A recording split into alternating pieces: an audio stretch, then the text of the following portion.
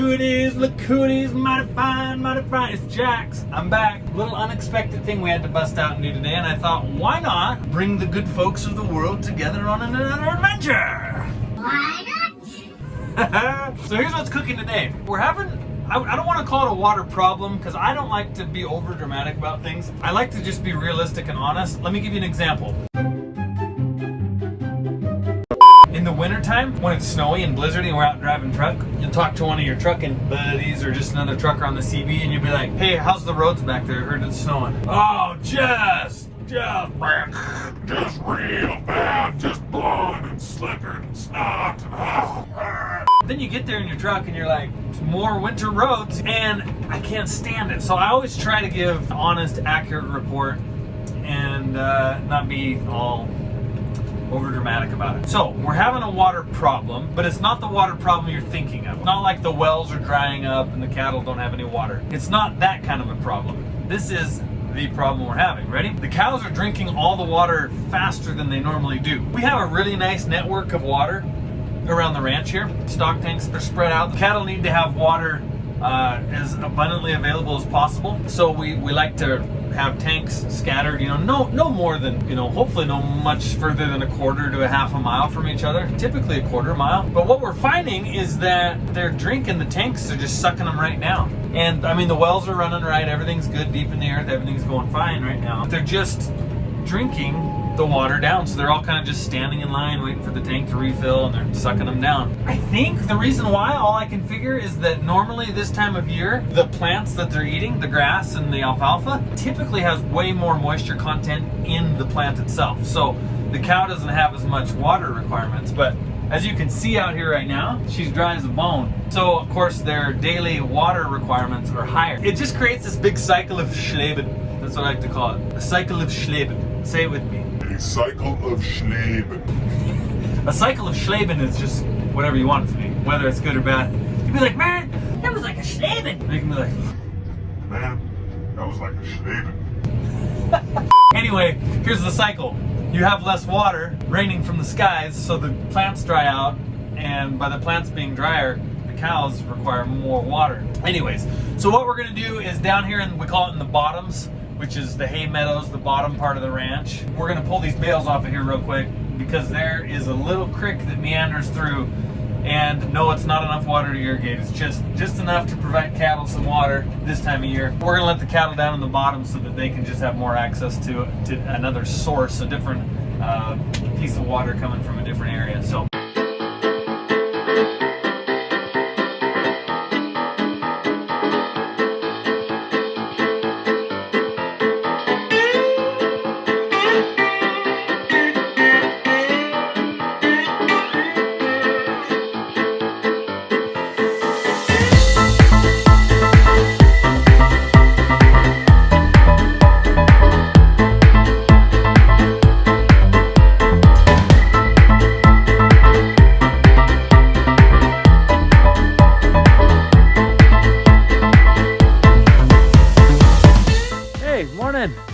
Got all that hay stacked off.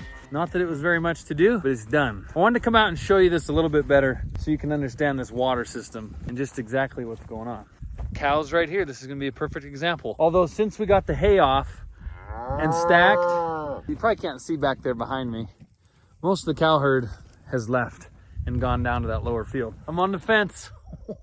Get it? I'm on the fence. On the fence. Here's the crystal waters. Over there, you can see a little bit of the haystack from last year that's left over, and where that power line is, that is a wellhead, okay? Okay. Strictly just a livestock well over there. So, to paint a picture for you, well, not to paint, but to show you, that water comes from that well down to this tank right here. It comes in the inlet pipe. See that little hole right down there? Comes in the inlet, fills up, and then over there on the other side is that green outlet pipe. So once this tank fills up to the level, it goes in the overflow pipe. Then, let me show you. Way down yonder on the Chattahoochee, see down there? That's another water tank. So there's a pipeline that runs underground from this tank, and it's downhill to that tank. And that tank's set up the same way. Has an inlet, fills up the tank, goes down an outlet, And we have a pipe underneath the fence, runs over to another tank down there, same thing. And then from that tank, once it fills it up, it just flows out into a little drainage and goes out into the field. Jumped right off the fence into a big old pile of poo. Happens sometimes. If you ever get too wound up about cow poo, you just gotta always remember this. All that it is grass and water. That's all it is. Little water, little grass. But for some reason, after it comes out of a cow's rear end and you step in it, you're like, Man, come on. anyhow, okay, so here was the deal. This is what was happening. Water would fill up here, and these cows, because this grass is so dry, they need a lot more water in their bellies to help digest it. And so they were hitting this tank really hard, and they just kind of stand here in a group around this one tank. They just stand here and suck this water out. It's worked out just as we hoped. Got all the bales off that bottom. There's a creek that just meanders through. Barely running anymore, but there's some pockets and some little ponds along there that'll store some water. And you can see the cows all kind of lined out in a string along the creek. Mission accomplished.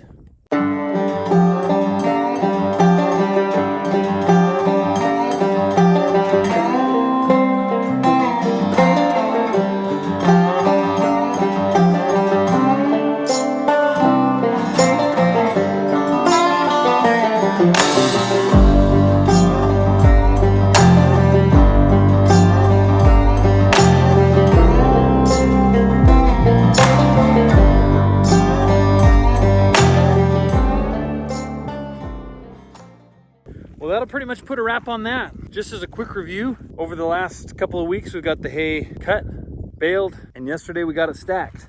So that's done. Cows now have full range of the entire ranch from one end to the other, wall to wall, so that they're not taxing one or two water sources. We're trying to spread the load over the entire wellage. I don't think that's a word, by the way. Anyway, they're spread out. They're not taxing. The grass is hard all in one spot. They're just hoping that will get us through. Typically, we don't do that full spread and give them full range of the ranch until it's after the first freeze, which usually comes kind of in late September, early October.